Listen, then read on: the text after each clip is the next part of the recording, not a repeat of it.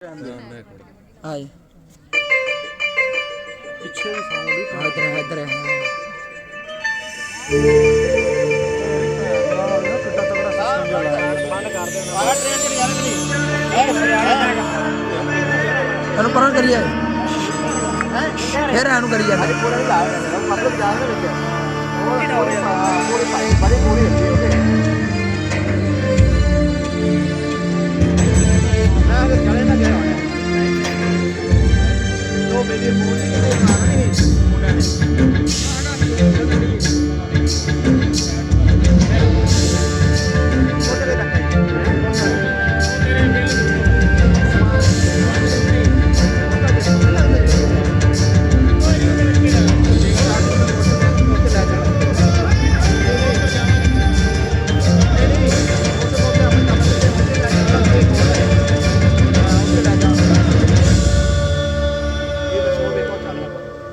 ਉਹਨਾਂ ਮੇਰੇ ਸੁਪਨਿਆਂ ਨੂੰ ਬੁਣਿਆ, ਮੈਨੂੰ ਆਪਣੇ ਸੁਪਨਿਆਂ ਵਿੱਚ ਸਜਾਇਆ ਅਤੇ ਵਿਚਾਰਾਂ ਦੇ ਅਸਮਾਨ ਤੋਂ ਬਾਹਰ ਜ਼ਮੀਨੀ ਹਕੀਕਤ ਵਿੱਚ ਉਤਾਰਿਆ।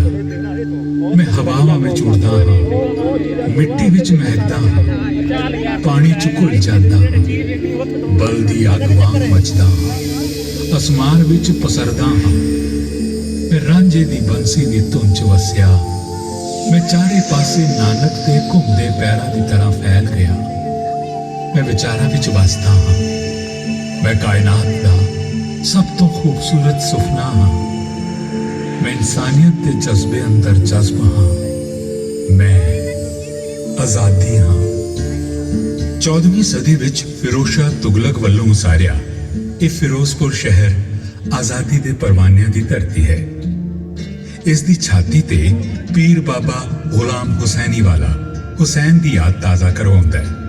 वही हुसैन जिसने आज़ादी का परचम उठाया अते सच दी हिफाजत लई करबला विच शहीदी दित्ती सी। बेखौफ तारीख गवाह है कि 5 दरियावां दी इस बहादुर धरती ने खूब अत्याचार वेखे, लड़ाइयां लड़ियां अते आज़ादी दी भावना नूं जिंदा रखिया। दूजे शब्दां विच अभी सेंड कर दी क्लैरिटी नहीं आती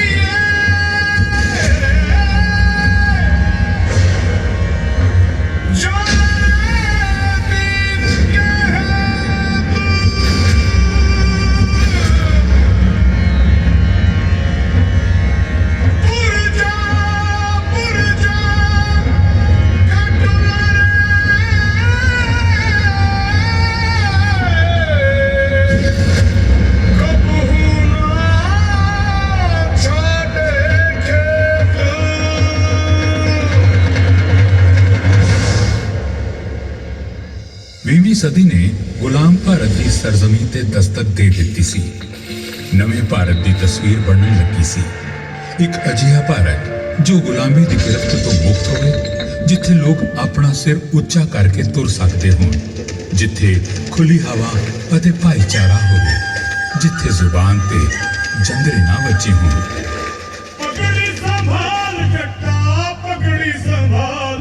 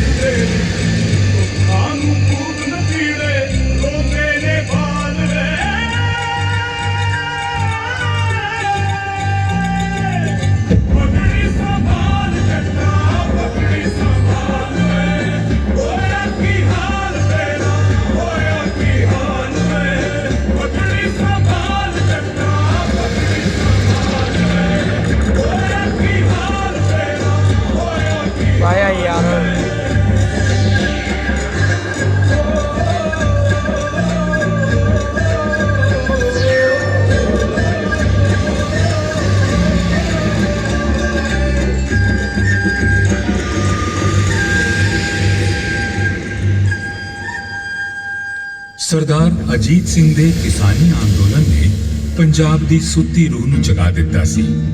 शेरे पंजाब लाला लाजपत राय ਮਰਾਠਾ ਵੀਰ ਬਾਲ ਗੰਗਾਧਰ ਤਿਲਕ ਅਤੇ ਬੰਗਾਲ ਦੇ ਵਿੱਚ ਚੰਦਰਪਾਲ ਜਾਂ ਕਹੋ ਲਾਲ ਬਾਲ ਪਾਲ ਦੀ ਤਿਗੜੀ ਨੇ ਅੰਗਰੇਜ਼ੀ ਜ਼ੁਲਮ ਦੇ ਖਿਲਾਫ ਜਿਹੜੀ ਆਜ਼ਾਦੀ ਦੀ ਲौ ਜਗਾਈ ਸੀ ਉਸ 'ਚ ਗਦਰੇ ਬਾਬਿਆਂ ਨੇ ਇੱਕ ਨਵਾਂ ਰੰਗ ਭਰ ਦਿੱਤਾ।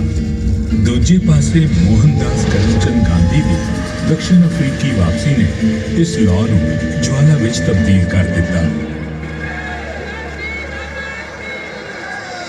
ਘਬਰਾਈ ਹੋਈ ਬ੍ਰਿਟਿਸ਼ ਸਰਕਾਰ ਨੇ 1919 ਵਿੱਚ ਭਾਰਤ ਦੇ ਸਿਰ ਤੇ ਰੋਲਟ ਐਕਟ ਨਾਂ ਦਾ ਤਾਨਾਸ਼ਾਹੀ ਕਾਨੂੰਨ ਥੋਪ ਦਿੱਤਾ। ਇਸ ਕਾਨੂੰਨ ਦੇ ਖਿਲਾਫ ਮਹਾਤਮਾ ਗਾਂਧੀ ਅੱਗੇ ਨੇ ਜਾਣਾ ਚਾਹੀਦਾ ਸੱਤਿਆਗ੍ਰਹਿ ਦਾ ਨਾਰਾ ਬੁਲੰਦ ਕੀਤਾ। ਹਜ਼ਾਰਾਂ ਦੀ ਗਿਣਤੀ ਵਿੱਚ ਲੋਕ ਇਸ ਕਾਲੇ ਕਾਨੂੰਨ ਦੇ ਖਿਲਾਫ ਸੜਕਾਂ ਤੇ ਉਤਰ ਆਏ। 9 ਅਪ੍ਰੈਲ ਨੂੰ ਰਾਮਨਾਮੀ ਦਾ ਮੇਲਾ ਹਿੰਦੂ ਮੁਸਲਿਮ ਏਕਤਾ ਦੀ ਮਿਸਾਲ ਬਣ ਗਿਆ। ਹਿੰਦੂ ਮੁਸਲਿਮ ਏਕਤਾ ਦੇ ਨਾਰੇ ਲੋਕਾਂ ਵਿੱਚ ਜੋਸ਼ ਭਰ ਰਹੇ ਸਨ। ਪੰਜਾਬ 'ਚ ਮੁਖਾਲਫਤ ਦੀ ਬਾਗਡੋਰ ਡਾਕਟਰ ਸਤਿਆਪਾਲ ਅਤੇ ਡਾਕਟਰ ਸੈਫੂਦੀਨ ਕਿਚਲੂ ਸੰਭਾਲ ਰਹੇ ਸਨ। ਉਹਨਾਂ ਨੂੰ ਗ੍ਰਿਫਤਾਰ ਕਰ ਧਰਮਸ਼ਾਲਾ ਭੇਜ ਦਿੱਤਾ ਗਿਆ। ਫਿਰ ਕੀ ਸੀ? 10 ਅਪ੍ਰੈਲ 1919 ਨੂੰ ਸੁਤੰਤਰਤਾ ਸੰਗਰਾਮੀਆਂ ਨੇ ਅੰਮ੍ਰਿਤਸਰ ਦੇ ਡਿਪਟੀ ਕਮਿਸ਼ਨਰ ਮਾਈਲਸ ਅਰਵਿਨ ਦੇ ਘਰ ਨੂੰ ਘੇਰ ਲਿਆ। ਡਾਕਟਰ ਸਤਿਆਪਾਲ ਅਤੇ ਡਾਕਟਰ ਸੈਫੂਦੀਨ ਕਿਚਲੂ ਨੂੰ ਫੌਰਨ ਰਿਹਾ ਕਰਨ ਦੀ ਮੰਗ ਕੀਤੀ ਜਾਣ ਲੱਗੀ। ਉਸੇ ਦੌਰਾਨ ਬ੍ਰਿਟਿਸ਼ ਫੌਜੀਆਂ ਨੇ ਗੋਲੀਬਾਰੀ ਸ਼ੁਰੂ ਕਰ ਦਿੱਤੀ।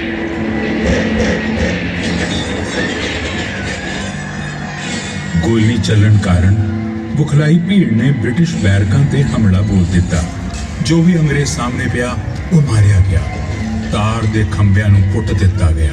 ਸਰਕਾਰੀ ਇਮਾਰਤਾਂ ਨੂੰ ਅੱਗ ਲਾ ਦਿੱਤੀ ਗਈ।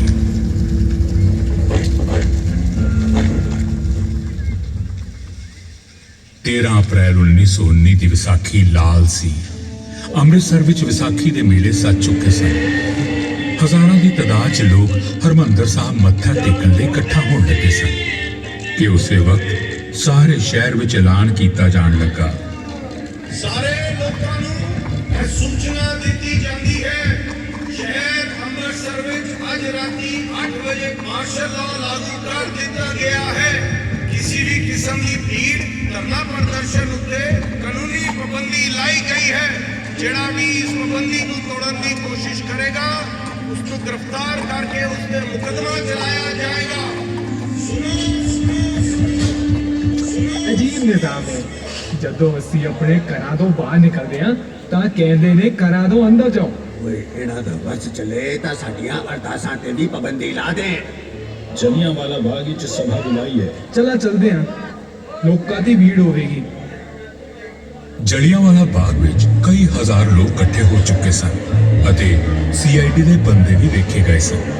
ਹੰਸਰਾਜ ਜੀ ਨੇ ਡਾਕਟਰ ਕਿਚਲੂ ਦੀ ਤਸਵੀਰ ਸਟੇਜ ਤੇ ਟਿਕਾ ਕੇ ਆਖਿਆ, ਅੱਜ ਸਭਾ ਦੀ ਪ੍ਰਧਾਨਗੀ ਡਾਕਟਰ ਕਿਚਲੂ ਦੀ ਗੈਰ ਹਾਜ਼ਰੀ 'ਚ ਉਹਨਾਂ ਦੀ ਇਹ ਤਸਵੀਰ ਕਰੇਗੀ। ਗੋਪੀਨਾਥ ਨੇ ਕਿਹਾ ਕਿ ਹੁਣ ਸਰਕਾਰ ਲੋਕਾਂ ਦੀ ਫਰਿਆਦ ਨਹੀਂ ਸੁਣਦੀ। ਦੀਨਾਨਾਥ ਅਤੇ ਡਾਕਟਰ ਗੁਰਬਖਸ਼ ਰਾਏ ਵੀ ਬੋਲੇ। ਬੋਲਣ ਲਈ ਕਨਈਆ ਲਾਲ ਭਾਟੀਆ ਖੜੇ ਹੋ ਗਏ। ਭਰਾਵੋ, ਮੇਰੇ ਵੀਰੋ, ਤੁਹਾਡੀ ਆਜ਼ਾਦੀ ਨੂੰ ਵੀ ਉਹੀ ਹੱਥਕੜੀਆਂ ਪਾਈਆਂ ਗਈਆਂ ਨੇ ਜਿਨ੍ਹਾਂ ਵਿੱਚ ਸੈਫੂਦੀਨ ਕਿਚਲੂ ਤੇ ਡਾਕਟਰ ਸਤਿਆਪਾਲ ਨੂੰ ਜਕੜਿਆ ਗਿਆ ਹੈ। ਫੋਟੋਆਂ ਸਾਫ ਆ ਅਸੀਂ ਸਾਰਿਆਂ ਨੇ ਮਿਲ ਕੇ ਉਹਨਾਂ ਹੱਥਕੜੀਆਂ ਨੂੰ ਤੋੜਨਾ ਹੈ। ਕਨਈਆ ਲਾਲ ਆਪਣੀ ਸਪੀਚ ਦੇ ਹੀ ਰਹੇ ਸਨ ਕਿ ਇਸੇ ਦੌਰਾਨ ਜਨਰਲ ਡਾਇਰ ਨੇ ਆਪਣੀ ਪੁਲਿਸ ਫੋਰਸ ਨਾਲ ਦਾਖਲ ਹੋ ਕੇ ਫੋਟੋਆਂ ਗਏ ਮੇਨ ਗੇਟ ਬੰਦ ਕਰਵਾ ਦਿੱਤਾ। ਲੋਕਾਂ ਵਿੱਚ ਬੇਚੈਨੀ ਅਤੇ ਵਧੀਆ ਖੌਫ ਦੀ ਪੋਸਟਰ ਲਈ। ਲਹਿਰ ਦੌੜ ਗਈ। ਵਧੀਆ ਪੋਸਟਰ ਲਈ ਆਪਣਾ ਬੋਲਣਾ ਜਾਰੀ ਰੱਖਦੇ ਰਹੇ। ਅਸੀਂ ਆਪਣੇ ਸਾਥੀਆਂ ਦੀ ਗ੍ਰਿਫਤਾਰੀ ਦਾ ਵਿਰੋਧ ਕਰਦੇ ਹਾਂ ਅਤੇ ਪੁਰਜ਼ੋਰ ਆਵਾਜ਼ ਵਿੱਚ ਉਹਨਾਂ ਦੀ ਰਿਹਾਈ ਦੀ ਮੰਗ ਕਰਦੇ ਅੱਗੋਂ ਹਾਂ। ਨਾ ਟੱਪੀ। Take the position, ਜਵਾਨ। ਜਿੱਥੇ ਬੈਠੇ ਹੋ ਉੱਥੇ ਬੈਠੇ ਰਹੋ। ਮੈਂ ਕਹਿ ਰਿਹਾ, ਜਿੱਥੇ ਬੈਠੇ ਹੋ ਉੱਥੇ ਬੈਠੇ ਰਹੋ। ਉੱਠਣ ਦੀ ਲੋੜ ਨਹੀਂ ਹੈ। ਜਵਾਨ ਫਾਇਰ ਕਰੇਗਾ। ਫਾਇਰ।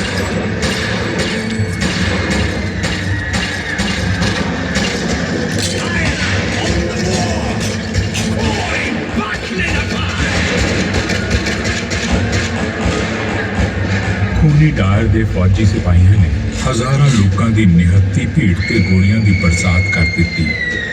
ਗੋਲੀਆਂ ਚੱਲਦੀਆਂ ਰਹੀਆਂ ਜਦੋਂ ਤੱਕ ਜ਼ਾਲਮਾਂ ਦੇ ਕਾਰਤੂਸ ਮੁੱਕ ਨਹੀਂ ਗਏ। ਗੋਲੀਆਂ ਦੀ ਮਾਰ ਤੋਂ ਬਚਣ ਲਈ ਲੋਕ ਜਿਹੜੇ ਵੀ ਪਾਸੇ ਨੱਸਦੇ, ਬੰਦੂਕ ਦੀ ਨਲੀ ਉਸੇ ਤਰਫ ਹੋ ਜਾਂਦੀ। ਬਾਗ ਦੇ ਅੰਦਰ ਇੱਕ ਖੂਹ ਸੀ। ਮਾਵਾਂ ਨੇ ਆਪਣੇ ਬੱਚਿਆਂ ਨੂੰ ਛਾਤੀਆਂ ਨਾਲ ਲਾ ਕੇ ਜਾਨਾਂ ਬਚਾਉਣ ਦੀ ਉਮੀਦ 'ਚ ਖੂਹ ਅੰਦਰ ਛਾਲਾਂ ਮਾਰ ਦਿੱਤੀਆਂ। ਡਾਇਰ ਨੇ 1650 ਗੋਲੀਆਂ ਚਲਵਾਈਆਂ। 1000 ਤੋਂ ਵੱਧ ਲੋਕ ਮਾਰੇ ਗਏ। ਖੂਹ ਅੰਦਰੋਂ ਕਾਫੀ ਲਾਸ਼ਾਂ ਕੱਢੀਆਂ ਗਈਆਂ। ਮਰਨ ਵਾਲਿਆਂ ਵਿੱਚ 42 ਬੱਚੇ ਉਹ ਵੀ ਸਨ ਜਿਨ੍ਹਾਂ ਦੀ ਉਮਰ 7 ਮਹੀਨਿਆਂ ਤੋਂ ਘੱਟ ਸੀ।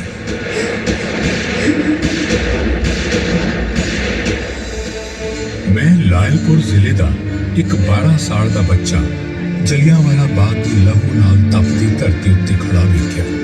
ਉਸਨੇ ਗਰਮ ਲਹੂ ਨਾਲ ਭਿੱਜੀ ਮਿੱਟੀ ਨੂੰ ਆਪਣੇ ਹੱਥਾਂ ਵਿੱਚ ਲਿਆ।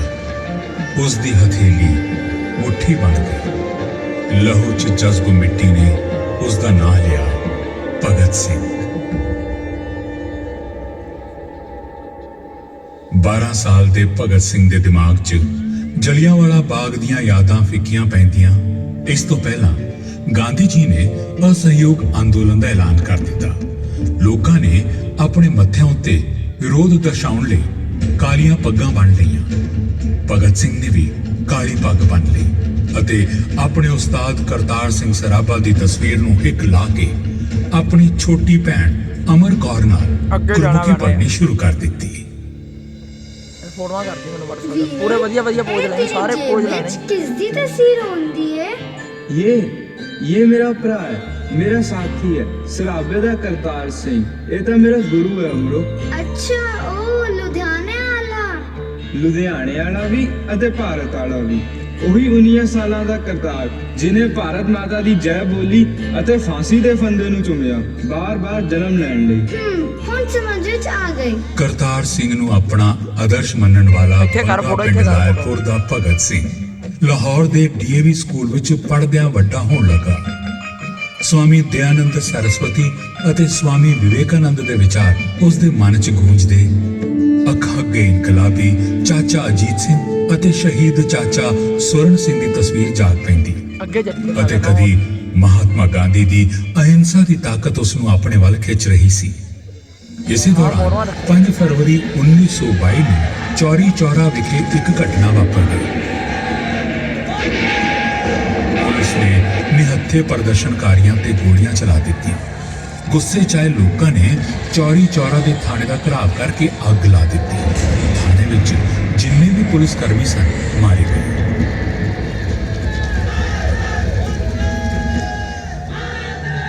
ਚੌਰੀ ਚੌਰਾ ਦੀ ਘਟਨਾ ਤੋਂ ਦੁਖੀ ਹੋ ਕੇ ਗਾਂਧੀ ਜੀ ਨੇ ਅਸਹਿਯੋਗ ਅੰਦੋਲਨ ਵਾਪਸ ਲੈ ਲਿਆ।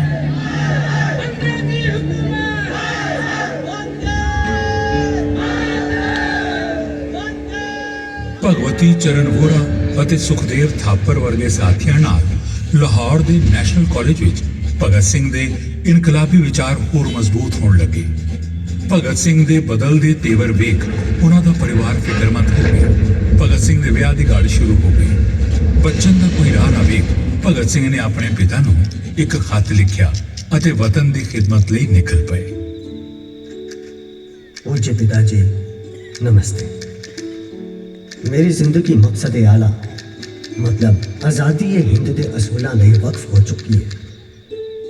इस ਲਈ मेरी जिंदगी विच आराम ਅਤੇ ਸੰਸਾਰਕ ਇੱਛਾ ਦੀ ਕੋਈ ਕਸ਼ਿਸ਼ ਨਹੀਂ। ਤੁਹਾਨੂੰ ਚੇਤੇ ਹੋਵੇਗਾ ਨਿੱਕੇ ਹੁੰਦਿਆਂ ਬਾਪੂ ਜੀ ਨੇ ਮੇਰੇ ਜੰਜੂ ਦੇ ਸਮੇਂ ਐਲਾਨ ਕੀਤਾ ਸੀ ਕਿ ਮੈਨੂੰ ਖਿਦਮਤ ਵਤਨ ਲਈ ਵਕਫ ਕੀਤਾ ਗਿਆ ਹੈ। ਇਸ ਲਈ मैं उस वक्त के वायदे ਨੂੰ पूरा कर रहा हाँ। उम्मीद है कि तुसी मैनू माफ कर दोगे। ਤੁਹਾਡਾ ਤਾਬੇਦਾਰ ਭਗਤ ਸਿੰਘ। ਭਗਤ ਸਿੰਘ ਲਾਹੌਰ ਤੋਂ ਕਾਨਪੁਰ ਆ ਗਏ ਅਤੇ ਗਣੇਸ਼ ਸ਼ੰਕਰ ਵਿਦਿਆਰਥੀ ਦੇ ਕ੍ਰਾਂਤੀਕਾਰੀ ਅਖਬਾਰ ਪ੍ਰਤਾਪ ਵਿੱਚ ਬਲਵੰਤ ਸਿੰਘ ਦੇ ਨਾਂ ਹੇਠ ਲਿਖਣਾ ਸ਼ੁਰੂ ਕੀਤਾ।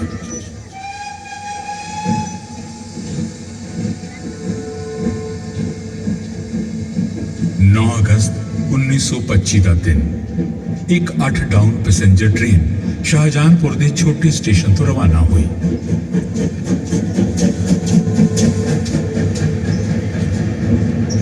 ਟ੍ਰੇਨ ਮੀਲ 1.5 ਮੀਲ ਅੱਗੇ ਚੱਲ ਕੇ ਕਾਕੋਰੀ ਸਟੇਸ਼ਨ ਤੇ ਪਹੁੰਚਣੀ ਵਾਲੀ ਸੀ ਕਿ ਰਜਿੰਦਰ ਲਹਿਰੀ ਨੇ ਚੇਨ ਖਿੱਚ ਕੇ ਗੱਡੀ ਰੋਕ ਲਈ।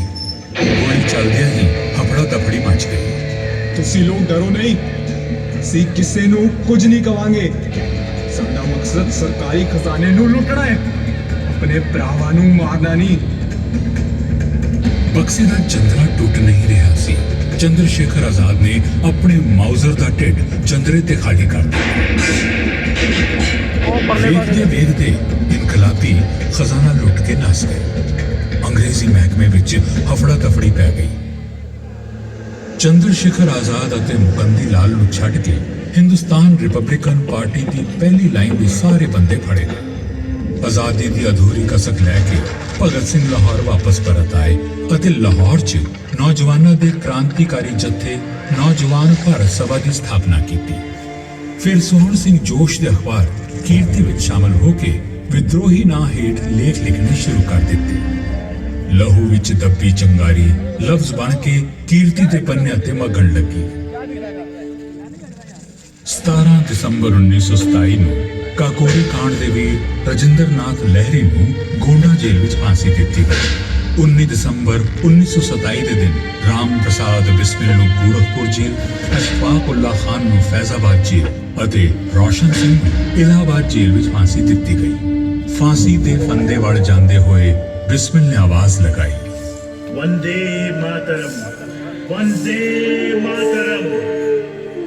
मालिक तेरी रजा रहे और तू ही तू रहे, बाकी न मैं रहूं न मेरी आरज़ू रहे। जब तक कि तन में जान रगों में लहू रहे, तेरा ही जिक्र यार तेरी आरज़ू रहे। I wish the downfall of British Empire. I wish the downfall of British Empire. अब न अहले वलवले हैं और न अरमानों की भीड़। इधरला सीन नहीं रिकॉर्ड। मिट जाने की हसरत अब दिले बिस्मिल में है, अब दिले बिस्मिल में है। वंदे मातरम, वंदे मातरम। ਰੱਸਾ ਖਿੱਚਿਆ ਗਿਆ ਅਤੇ ਕਾਕੋਰੀ ਦੇ ਵੀਰ ਫਾਂਸੀ ਤੇ ਲਟਕ ਗਏ। ਕੀਰਤੀ ਅਖਬਾਰ ਵਿੱਚ ਭਗਤ ਸਿੰਘ ਦੀ ਕਲਮ ਅੱਗ ਦੀਆਂ ਲਪਟਾਂ ਛੱਡ ਰਹੀ ਸੀ। ਉਹ ਅੰਗਰੇਜ਼ੀ ਹਕੂਮਤ ਦੀਆਂ ਅੱਖਾਂ ਵਿੱਚ ਰੜਕਣ ਲੱਗੀ ਸੀ।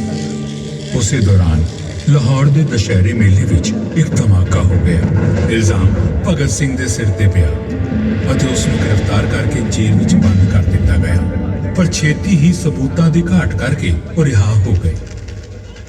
ਸਾਈਮਨ ਕਮਿਸ਼ਨ 30 ਅਕਤੂਬਰ ਨੂੰ ਲਾਹੌਰ ਪਹੁੰਚਣ ਵਾਲਾ ਸੀ। ਨੌਜਵਾਨ ਭਾਰਤ ਸਭਾ ਨੇ ਲਾਹੌਰ 'ਚ ਮੁਖਾਲਫਤ ਦਾ ਝੰਡਾ ਚੱਕ ਲਿਆ। ਲਾਲਾ ਲਾਜਪਤ ਰਾਏ ਵਿਰੋਧ ਪ੍ਰਦਰਸ਼ਨ ਦੀ ਅਗਵਾਈ ਕਰ ਰਹੇ ਸਨ। Simon commission go back, Simon commission go back ਦੇ ਨਾਰਿਆਂ ਨਾਲ ਅਸਮਾਨ ਗੂੰਜ ਰਿਹਾ ਸੀ। ਲਾਲਾ ਜੀ ਅਤੇ ਆਜ਼ਾਦੀ ਦੇ ਪਰਵਾਨੇ ਅੱਗੇ ਵਧ ਰਹੇ ਸਨ ਕਿ ਲਾਹੌਰ ਦੇ ਐਸਪੀ ਜੇਮਸ ਏ ਸਕਾਟ ਨੇ ਲਾਠੀ ਚਾਰਜ ਕਰ ਦਿੱਤਾ। ਪੁਲਿਸ ਦੀਆਂ ਟਾਂਗਾਂ ਲਾਲਾ ਜੀ ਦੇ ਸਿਰ ਤੇ ਵੱਜੀਆਂ ਤੇ ਉਹ ਪੁੰਜੇ ਡਿੱਗ ਪਏ।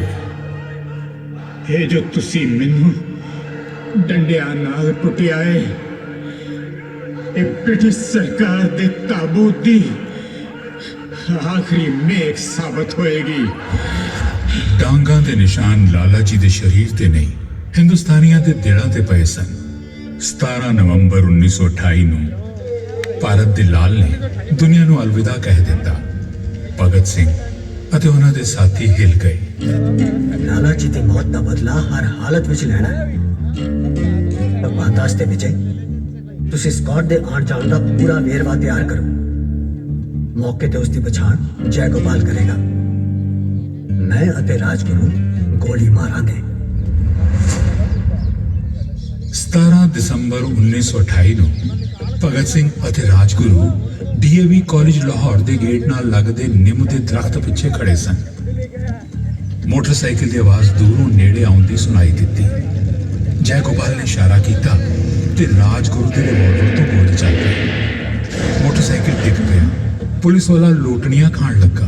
भगत सिंह ने ਠਾਂ ਗੋਲੀਆਂ ਉਸ ਦੀ ਛਾਤੀ ਅੰਦਰ ਉਤਾਰ ਦਿੱਤੀਆਂ। ਜਦੋਂ ਦੋਵੇਂ ਭੱਜਣ ਲੱਗੇ, ਇੱਕ ਪੁਲਿਸ ਵਾਲੇ ਨੇ ਉਹਨਾਂ ਨੂੰ ਦੇਖ ਲਿਆ। ਇਸ ਤੋਂ ਪਹਿਲਾਂ ਕਿ ਉਹ ਉਹਨਾਂ ਵੱਲ ਵੱਧਦਾ, ਆਜ਼ਾਦ ਨੇ ਉਸ ਨੂੰ ਉੱਥੇ ਹੀ ਢੇਰ ਕਰ ਦਿੱਤਾ।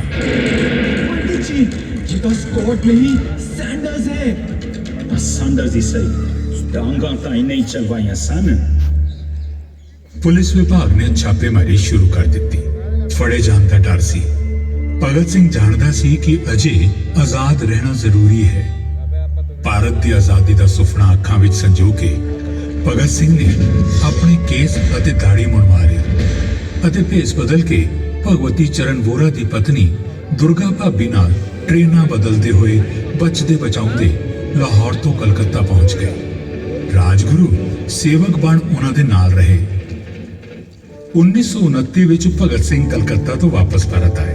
ਕੇਂਦਰੀ ਅਸੈਂਬਲੀ ਵਿੱਚ ਕਿਸਾਨਾਂ ਅਤੇ ਮਜ਼ਦੂਰ ਟ੍ਰੇਡ ਯੂਨੀਅਨਸ ਨੂੰ ਕੁਚਲਣ ਲਈ ਪਬਲਿਕ ਸੇਫਟੀ ਬਿੱਲ ਅਤੇ ਟ੍ਰੇਡ ਡਿਸਪਿਊਟਸ ਬਿੱਲ ਪੇਸ਼ ਕੀਤੇ ਗਏ। ਭਗਤ ਸਿੰਘ ਨੇ ਇਸ ਦਾ ਵਿਰੋਧ ਕਰਨ ਬਾਰੇ ਸੋਚਿਆ। ਸਾਥੀਓ, ਅਸੈਂਬਲੀ ਵਿੱਚ ਜਿਹੜੇ ਦਮਨਕਾਰੀ ਬਿੱਲ ਪੇਸ਼ ਕੀਤੇ ਜਾ ਰਹੇ ਹਨ, ਅਸੀਂ ਅਸੈਂਬਲੀ ਅੰਦਰ ਬੰਬ ਧਮਾਕੇ ਨਾਲ ਸਰਕਾਰ ਦੇ ਇਸ ਅਯਲ ਵਤੀਰੇ ਦਾ ਵਿਰੋਧ ਕਰਾਂਗੇ। ਸਾਡਾ ਮਕਸਦ ਕਿਸੇ ਨੂੰ ਮਾਰਨਾ ਨਹੀਂ, ਸਗੋਂ ਆਪਣੀ ਗੱਲ ਰੱਖਣਾ ਹੈ। ਅਸੀਂ ਭੱਜਾਂਗੇ ਨਹੀਂ, ਉੱਥੇ ਹੀ ਖੜ ਕੇ ਆਪਣੀ ਗੱਲ ਕਹਾਂਗੇ। ਇੱਕ ਵਾਰ ਜਦੋਂ ਅਸੀਂ ਆਪਣੀ ਗੱਲ ਦੁਨੀਆ ਸਾਹਮਣੇ ਰੱਖ ਦਿਆਂਗੇ ਤਾਂ ਸੰਗਠਨ ਵਿੱਚ ਇੱਕ ਨਹੀਂ, ਹਜ਼ਾਰਾਂ ਭਗਤ ਸਿੰਘ ਹੋਣਗੇ। ਜੇ ਅਸੀਂ ਕਾਮਯਾਬ ਨਹੀਂ ਹੁੰਦੇ ਤਾਂ ਦੁਨੀਆ ਸਾਨੂੰ ਅੱਤਵਾਦੀ ਸਮਝੇਗੀ। 8 ਅਪ੍ਰੈਲ 1929 ਦਿਨ ਦੇ 12:30 ਵਜੇ ਅਸੈਂਬਲੀ ਵਿੱਚ ਟ੍ਰੇਡ ਡਿਸਪਿਊਟਸ ਬਿੱਲ ਤੇ ਹੋਈਆਂ ਵੋਟਾਂ ਦੀ ਗਿਣਤੀ ਸ਼ੁਰੂ ਹੋਈ। ਸਰਦਾਰ ਵੱਲਭ ਭਾਈ ਪਟੇਲ, ਮੁਹੰਮਦ ਅਲੀ ਜਿੰਨਾ, ਮੋਤੀ ਲਾਲ ਨਹਿਰੂ, ਮਦਨ ਮੋਹਨ ਮਾਲਵੀਆ ਦੇ ਨਾਲ ਸਾਈਮਨ ਕਮਿਸ਼ਨ ਵਾਲਾ ਜੌਨ ਸਾਈਮਨ ਵੀ ਉੱਥੇ ਹੀ ਬੈਠਾ ਸੀ।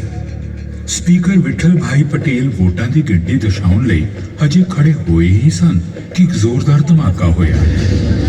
ਅਸੈਂਬਲੀ ਹਾਲ ਧੂਏ ਨਾਲ ਭਰ ਗਿਆ ਅਤੇ ਬਾਲਕਨੀ ਤੋਂ ਆਵਾਜ਼ ਗੂੰਜੀ, ਇਨਕਲਾਬ ਜ਼ਿੰਦਾਬਾਦ, ਰਾਜਪਾਲ ਖਤਮ ਹੋ, ਡਾਊਨ ਵਿਦ ਇੰਪੀਰੀਅਲਿਜ਼ਮ, ਦੁਨੀਆ ਦੇ ਮਜ਼ਦੂਰੋ ਇੱਕ ਹੋ। ਭੋਲੇ ਲੋਕਾਂ ਨੂੰ ਸੁਣਾਉਣ ਲਈ ਧਮਾਕੇ ਦੀ ਲੋੜ ਹੁੰਦੀ ਹੈ।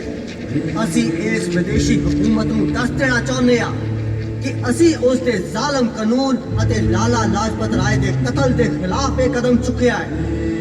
ਅਸੀਂ ਇਨਸਾਨੀ ਜ਼ਿੰਦਗੀ ਨੂੰ ਪਾਕ ਸਮਝਦੇ ਹਾਂ। ਅਸੀਂ ਇੱਕ ਅਜਿਹੀ ਦੁਨੀਆ ਵਿੱਚ ਯਕੀਨ ਰੱਖਦੇ ਹਾਂ ਜਿੱਥੇ ਇਨਸਾਨ ਲਈ ਅਮਨ, ਚੈਨ ਅਤੇ ਆਜ਼ਾਦੀ ਹੋਵੇ। ਸਾਨੂੰ ਇਨਸਾਨ ਦਾ ਲਹੂ ਵਹਾਉਣ ਵਿੱਚ ਖੁਸ਼ੀ ਨਹੀਂ ਮਿਲਦੀ, ਪਰ ਇਨਸਾਨ ਵੱਲੋਂ ਇਨਸਾਨ ਤੇ ਕੀਤੇ ਜ਼ੁਲਮ ਨੂੰ ਖਤਮ ਕਰਨ ਲਈ ਇਨਕਲਾਬ ਦੇ ਰਸਤੇ ਤੇ ਕਈ ਵਾਰ ਖੂਨ ਵਹਾਉਣ ਦੀ ਲੋੜ ਪੈ ਹੀ ਜਾਂਦੀ ਹੈ। ਇਨਕਲਾਬ ਜ਼ਿੰਦਾਬਾਦ। ਅਸੈਂਬਲੀ ਹਾਲ ਖਾਲੀ ਹੋ ਗਿਆ, ਪਰ ਭਗਤ ਸਿੰਘ ਅਤੇ ਬਟੂਕੇਸ਼ਵਰ ਦੱਤ ਨੱਸੇ ਨਹੀਂ, ਉੱਥੇ ਹੀ ਖੜੇ ਰਹੇ ਅਤੇ ਬੋਲੀ ਹਕੂਮਤ ਨੂੰ ਆਪਣੀ ਗੱਲ ਸੁਣਾਉਂਦੇ ਹੋਏ ਗ੍ਰਿਫਤਾਰ ਹੋ ਗਏ। ਹਰ ਥਾਂ ਛਾਪੇਮਾਰੀ ਸ਼ੁਰੂ ਹੋ ਗਈ। ਖੂਫੀਆ ਵਿਭਾਗ ਭਗਤ ਸਿੰਘ ਦੇ ਸਾਥੀਆਂ ਦੀ ਭਾਲ ਵਿੱਚ ਸਰਗਰਮ ਹੋ ਗਿਆ। ਰਾਜਗੁਰੂ ਰਾਹ ਵਿੱਚ ਹੀ ਫੜੇ ਗਏ। ਜੈ ਗੋਪਾਲ ਦੀ ਮੁਖਬਰੀ ਨੇ ਤਬਾਹੀ ਮਚਾ ਦਿੱਤੀ। ਆਗਰਾ, ਲਾਹੌਰ ਦੀਆਂ ਬੰਬ ਫੈਕਟਰੀਆਂ ਤੇ ਛਾਪੇਮਾਰੀ ਹੋਈ। ਯਤੀਂਦਰ ਨਾਥ, ਸ਼ਿਵ ਵਰਮਾ, ਜੈਦੇਵ ਕਪੂਰ, ਸੁਰਿੰਦਰ ਪਾਂਡੇ, ਮਹਾਵੀਰ ਸਿੰਘ, ਕੁੰਦਨ ਪਾਂਡੇ, ਸੁਖਦੇਵ ਇੱਕ ਤੋਂ ਬਾਅਦ ਇੱਕ ਆਜ਼ਾਦੀ ਦੇ ਪਰਵਾਨੇ ਫੜੇ ਜਾਣ ਲੱਗੇ। ਪਰ ਆਜ਼ਾਦ ਹਜੇ ਵੀ ਆਜ਼ਾਦ ਸਨ। ਭਗਤ ਸਿੰਘ ਜਾਣਦੇ ਸੀ ਕਿ ਦੇਸ਼ ਵਿਦੇਸ਼ ਦੀਆਂ ਨਜ਼ਰਾਂ ਉਸ ਤੇ ਟਿਕੀਆਂ ਹੋਈਆਂ ਸਨ। ਉਹ ਹਰ ਮੌਕੇ ਨੂੰ ਇਨਕਲਾਬ ਲਈ ਇਸਤੇਮਾਲ ਕਰਨ ਲੱਗੇ। ਯੋਰ ਆਨਰ, ਅਸੀਂ ਸੁੱਤੀ ਪਈ ਬ੍ਰਿਟਾਨਵੀ ਹਕੂਮਤ ਨੂੰ ਜਗਾਉਣ ਲਈ ਇਹ ਧਮਾਕਾ ਕੀਤਾ। ਅਸੀਂ ਬੋਲੀ ਸਰਕਾਰ ਨੂੰ ਸੁਣਾਉਣ ਲਈ ਧਮਾਕਾ ਕੀਤਾ। ਖਿਆਲੀ ਅਹਿੰਸਾ ਦਾ ਯੁੱਗ ਹੁਣ ਖਤਮ ਹੋ ਗਿਆ। ਅਸੀਂ ਗੁਰੂ ਗੋਬਿੰਦ ਸਿੰਘ, ਸ਼ਿਵਾਜੀ, ਕਮਾਲ ਪਾਸ਼ਾ ਅਤੇ ਲੈਨਿਨ ਦੇ ਆਦਰਸ਼ਾਂ ਦੀ ਚਿਣਗ ਲੈ ਕੇ ਉਹਨਾਂ ਦੇ ਰਸਤੇ ਤੇ ਤੁਰ ਰਹੇ ਹਾਂ।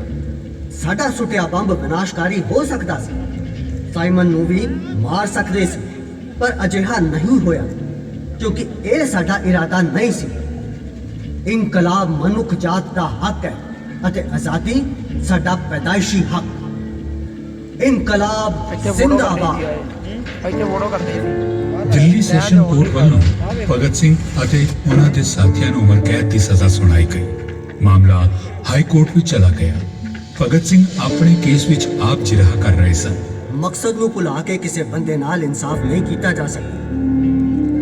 ਜੇ ਮਕਸਦ ਭੁਲਾ ਦਿੱਤਾ ਜਾਏ ਤਾਂ ਦੁਨੀਆ ਦੇ ਸਾਰੇ ਕਮਾਂਡਰ ਕਾਤਲ ਨਜ਼ਰ ਆਉਣਗੇ। ਕਾਨੂੰਨ ਮਨੁੱਖ ਲਈ ਹੈ, ਮਨੁੱਖ ਕਾਨੂੰਨ ਲਈ ਨਹੀਂ ਹੈ। ਸਾਡਾ ਇਨਕਲਾਬ ਪਿਸਤੌਲ ਅਤੇ ਬੰਬ ਦਾ ਇਨਕਲਾਬ ਨਹੀਂ ਹੈ ਜੱਜ ਸਾਹਿਬ। ਪਿਸਤੌਲ ਅਤੇ ਬੰਬ ਇਨਕਲਾਬ ਨਹੀਂ ਲਿਆਉਂਦੇ, ਸਗੋਂ ਇਨਕਲਾਬ ਦੀ ਤਲਵਾਰ ਵਿਚਾਰਾਂ ਦੀ ਨੋਕ ਤੇ ਤਿੱਖੀ ਹੁੰਦੀ ਹੈ। ਸਾਡੇ ਮਕਸਦ ਨੂੰ ਸਮਝੇ ਬਗੈਰ ਕੋਈ ਫੈਸਲਾ ਲੈਣਾ ਗੈਰ ਵਾਜਿਬ ਹੀ ਨਹੀਂ, ਬੇਇਨਸਾਫੀ ਵਾਲਾ ਵੀ ਹੋਵੇਗਾ। ਰਹੀ ਗੱਲ ਸਜ਼ਾ ਦੀ ਤਾਂ ਇਸ ਦਾ ਸਵਾਲ ਸਾਡੇ ਲਈ ਬੇਮਾਨੀ ਹੈ ਜੱਜ ਸਾਹਿਬ। ਭਗਤ ਸਿੰਘ ਅਤੇ ਬਟੂਕੇਸ਼ਵਰ ਨੂੰ ਅਸੈਂਬਲੀ ਕੇਸ ਵਿੱਚ ਉਮਰ ਕੈਦ ਦੀ ਸਜ਼ਾ ਤਾਂ ਸੁਣਾ ਦਿੱਤੀ ਗਈ, ਪਰ ਸੈਂਡਰਸ ਦੀ ਹੱਤਿਆ ਵਾਲੇ ਕੇਸ ਵਿੱਚ ਸੁਣਵਾਈ ਅਜੇ ਵੀ ਜਾਰੀ ਸੀ। ਭਗਤ ਸਿੰਘ ਨੂੰ ਮਿਆਂਵਾਲੀ ਅਤੇ ਬਟੂਕੇਸ਼ਵਰ ਨੂੰ ਲਾਹੌਰ ਜੇਲ੍ਹ ਵਿੱਚ ਭੇਜ ਦਿੱਤਾ ਗਿਆ। ਜੇਲ੍ਹ ਵਿੱਚ ਉਹਨਾਂ ਨਾਲ ਆਮ ਕੈਦੀਆਂ ਵਰਗਾ ਸਲੂਕ ਕੀਤਾ ਜਾ ਰਿਹਾ ਸੀ। ਭਗਤ ਸਿੰਘ ਨੇ ਮਿਆਂਵਾਲੀ ਜੇਲ੍ਹ ਵਿੱਚ ਭੁੱਖ ਹੜਤਾਲ ਸ਼ੁਰੂ ਕਰ ਦਿੱਤੀ। ਫਿਰ ਕੀ ਸੀ, ਵੇਖਦੇ ਵੇਖਦੇ ਦੇਸ਼ ਦੀਆਂ ਬਾਕੀ ਜੇਲ੍ਹਾਂ ਵਿੱਚ ਵੀ ਹੜਤਾਲ ਸ਼ੁਰੂ ਹੋ ਗਈ। ਉਹਨਾਂ ਦੇ ਸਾਥੀ ਚਾਹੁੰਦੇ ਸਨ ਕਿ ਮੁਕੱਦਮੇ ਦੀ ਕਾਰਵਾਈ ਹੌਲੀ ਹੋਵੇ ਤਾਂ ਜੋ ਉਹਨਾਂ ਨੂੰ ਸਮਾਂ ਮਿਲ ਸਕੇ ਅਤੇ ਉਹ ਆਪਣੀ ਗੱਲ ਦੁਨੀਆ ਤੱਕ ਪਹੁੰਚਾ ਸਕਣ।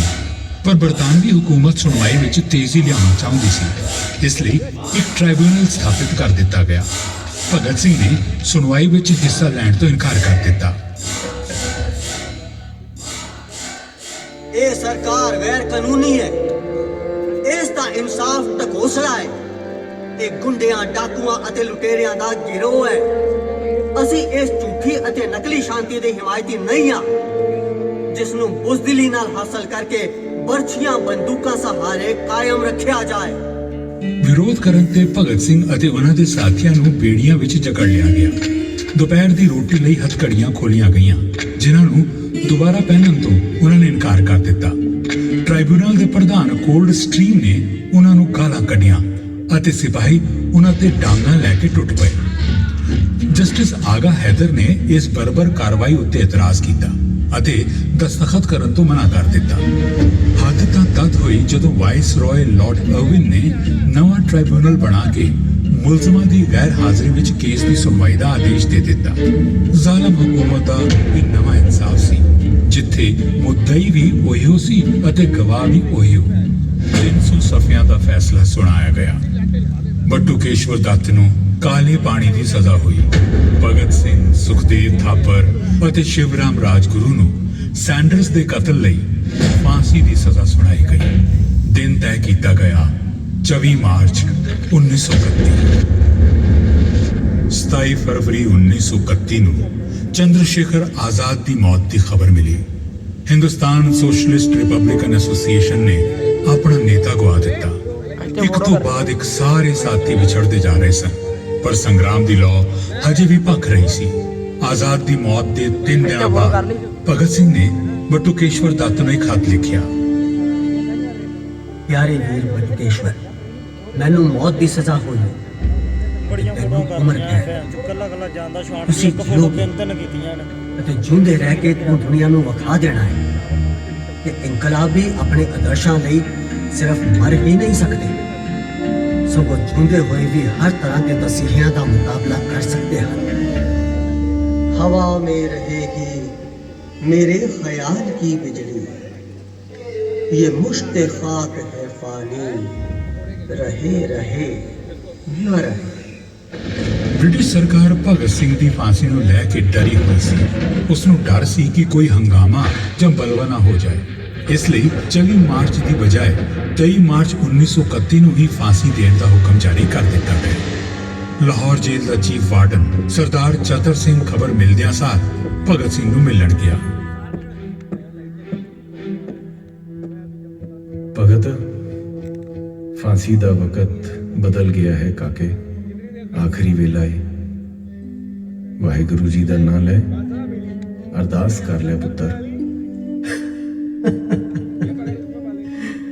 सरदार साहब, ਹੁਣ ਅਖੀਰੀ ਵੇਲੇ ਜੇ ਮੈਂ ਵਾਹਿਗੁਰੂ ਨੂੰ ਯਾਦ ਕਰਦਾ ਤਾਂ ਵਾਹਿਗੁਰੂ ਨੇ ਕਹਿਣਾ ਹੈ, ਭਗਤ ਸਿੰਘ ਬੁਜ਼ਦਿਲ ਨਿਕਲਿਆ।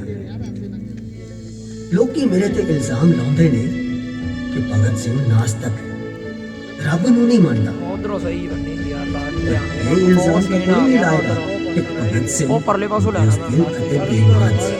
ਮੌਤ ਨੂੰ ਸਾਹਮਣੇ ਦੇਖ ਥੰਮ ਗਿਆ। ਜਲਦੀ ਜਲਦੀ ਕਰੀ। ਮੈਂ ਅਜੇ ਲੈਨਿਨ ਦੀ ਜੀਵਨੀ ਪੜ੍ਹ ਰਿਹਾ। ਉਸੇ ਵਕਤ ਜੇਲ੍ਹ ਸਟਾਫ ਭਗਤ ਸਿੰਘ ਨੂੰ ਲੈਣ ਆ ਗਿਆ।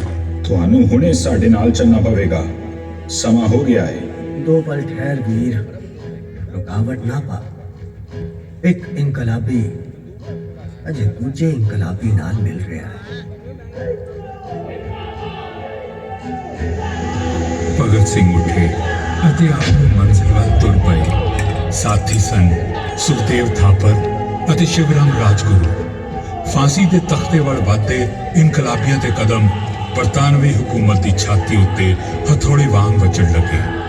ਫਿਜ਼ਾ ਵਿੱਚ ਇਨਕਲਾਬ ਜ਼ਿੰਦਾਬਾਦ, ਡਾਊਨ ਵਿਦ ਇੰਪੀਰੀਅਲਿਜ਼ਮ ਦਾ ਨਾਰਾ ਗੂੰਜ ਉੱਠਿਆ।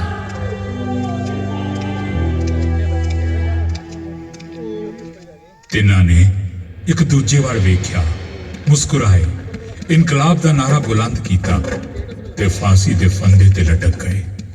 ਸ਼ਾਮ ਦੇ 7:30 ਵਜੇ ਭਾਰਤ ਮਾਤਾ ਦੇ 3 ਸਪੂਤ ਦੇਸ਼ ਲਈ ਕੁਰਬਾਨ ਹੋ ਗਏ। ਬਰਤਾਨਵੀ ਹਕੂਮਤ ਜ਼ਿੰਦਾ ਭਗਤ ਸਿੰਘ ਤੋਂ ਵੀ ਜ਼ਿਆਦਾ ਮ੍ਰਿਤਕ ਭਗਤ ਸਿੰਘ ਤੋਂ ਡਰਨ ਲੱਗੀ ਸੀ। ਇਹਨਾਂ ਤਿੰਨਾਂ ਦੀਆਂ ਲਾਸ਼ਾਂ ਨੂੰ ਰਾਤ ਵੇਲੇ ਹੇਠਾਂ ਉਤਾਰਿਆ ਗਿਆ। ਲਾਹੌਰ ਸੈਂਟਰਲ ਜੇਲ੍ਹ ਦੀ ਪਿਛਲੀ ਕੰਧ ਤੋੜ ਕੇ ਇੱਕ ਲਾਰੀ ਨੂੰ ਅੰਦਰ ਲਿਆਉਂਦਾ ਗਿਆ। ਲਾਸ਼ਾਂ ਨੂੰ ਲਾਰੀ ਵਿੱਚ ਸੁੱਟਿਆ ਗਿਆ। ਲਾਰੀ ਰਾਤ ਦੇ ਸਿਆਹ ਹਨੇਰੇ ਵਿੱਚ ਗਾਇਬ ਹੋ ਸਿਆਪਾ ਪੈ ਗਿਆ, ਫੋਨ ਬੰਦ ਹੋ ਗਿਆ। ਸ਼ਹਿਰ ਤੋਂ 40 ਕਿਲੋਮੀਟਰ ਦੂਰ ਸਤਲੁਜ ਦੇ ਕੰਢੇ ਹੁਸੈਨੀਵਾਲਾ ਦੇ ਲਾਗੇ ਲਾਰੀ ਰੁਕੀ। ਡੇਰੇ ਸੈਮੀ ਕਾਲੇ ਪਰਛਾਵਿਆਂ ਨੇ ਤਿੰਨਾਂ ਦੀਆਂ ਲਾਸ਼ਾਂ ਨੂੰ ਸਤਲੁਜ ਪੁਲ ਦੇ ਪਿਲਰ ਨੰਬਰ 13 ਦੇ ਕੋਲ ਥੱਲੇ ਲਾਇਆ। ਉਹਨਾਂ ਦੇ ਟੋਟੇ ਕੀਤੇ ਅਤੇ ਅੱਗ ਦੇ ਹਵਾਲੇ ਕਰ ਦਿੱਤਾ। ਉਹ ਇੰਨੇ ਡਰੇ ਹੋਏ ਸਨ ਕਿ ਉਹਨਾਂ ਨੇ ਲਾਸ਼ਾਂ ਦੇ ਪੂਰੀ ਤਰ੍ਹਾਂ ਸੜਨ ਦਾ ਇੰਤਜ਼ਾਰ ਵੀ ਨਹੀਂ ਕੀਤਾ ਅਤੇ ਅੱਧ ਸੜੀਆਂ